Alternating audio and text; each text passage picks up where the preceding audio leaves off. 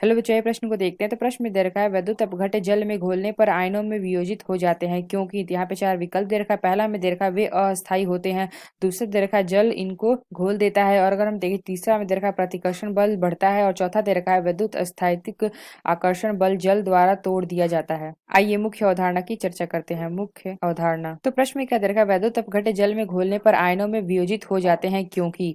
तो यहाँ से अगर हम देखें तो कोई अगर हम ले लेते हैं, जैसे कि हम ले लेते हैं NaCl।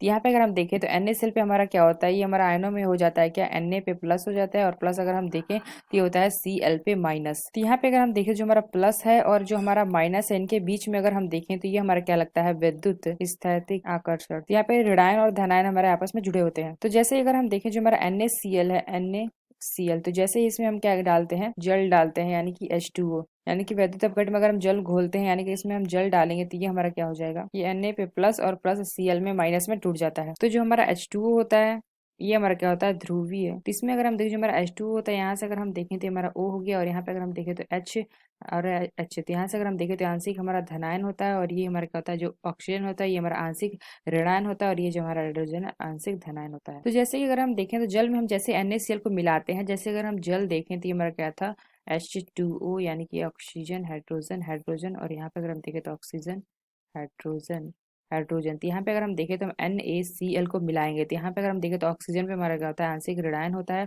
और हाइड्रोजन पे हमारा आंशिक धनायन धनायन, और यहाँ पे आंशिक ऋणायन। तो जैसे ही अगर हम यहाँ पे डालते हैं तो यहाँ पे Na पे हमारा क्या होता है, प्लस होता है, और Cl पे माइनस होता है। तो ये हमारा क्या होता है, ये जो प्लस है ये हमारा माइनस के हो जाता है, और यहाँ पे अगर हम देखें तो जो हमारा हाइड्रोजन आंशिक धनायन है ये हमारा क्लोरीन को लेता है। तो इनके हाइड्रेशन ऊर्जा का मान अधिक होने पर, तो हाइड्रेशन ऊर्जा का मान अधिक होने पे हमारा क्या करते हैं, ये जो NaCl के लैटिस है उसको क्या करते हैं, तोड़ देते हैं। तो तोड़ने के बाद हमारा क्या हो जाएगा, जो हमारा सोडियम और क्लोरीन है ये हमारे क्या हो जाएंगे, अलग अलग हो जाते हैं, यानी कि Na पे प्लस और Cl पे माइनस। तो जो हमारे सोडियम है इनको हमारा क्या करते हैं, जो हमारे यहाँ पे H2O जल के जो हमारे ऑक्सीजन ये हमारे क्या होते हैं, घेर लेते हैं। तो ये जो हमारा Na पे प्लस है इसको अगर हम देखें तो ये हमारा O ऑक्सीजन, और यहाँ पे हाइड्रोजन, और यहाँ पे अगर हम देखें तो हाइड्रोजन, इस प्रकार से हमारे क्या होते हैं, घेर लेते हैं। और जो हमारे क्लोरीन होते हैं इनको हमारे हाइड्रोजन घेर लेते हैं। यहाँ से अगर हम देखें तो हमारा ऑक्सीजन, और यहाँ से अगर हम देखें तो हाइड्रोजन हाइड्रोजन, और ये हमारा ऑक्सीजन। तो इस प्रकार से हाइड्रोजन जो हमारे होते हैं इनको घेर लेते हैं।